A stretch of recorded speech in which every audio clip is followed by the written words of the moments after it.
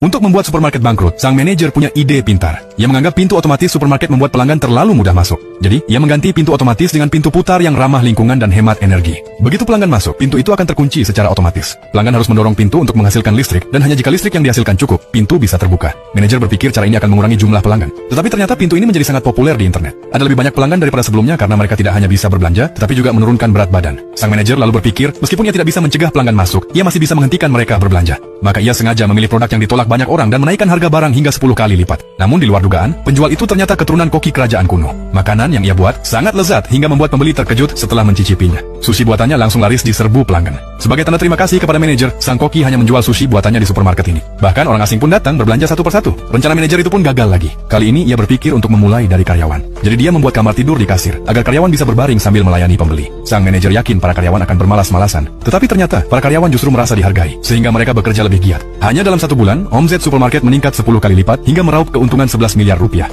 Sang manajer memutuskan untuk menghabiskan semua uang itu. Ia membeli sebidang tanah kosong dan mempekerjakan 100 siswa dengan upah 1 juta per hari untuk menanam sayuran khusus bagi supermarketnya. Suatu hari, sekelompok pelanggan datang ke ladang sayuran itu. Mereka merekam para siswa yang sedang bekerja, lalu mengunggahnya ke internet. Tak disangka video itu menjadi viral. Semua orang berpikir makanan di supermarket ini sangat sehat dan alami. Bahkan seorang pangeran dari Arab datang ke supermarket dan memutuskan untuk berinvestasi sebesar 140 triliun rupiah. Saat upacara penandatanganan, sang manajer toko begitu bersemangat hingga tidak sanggup berkata-kata. Jadi, menurutmu, apakah ia bahagia atau tidak?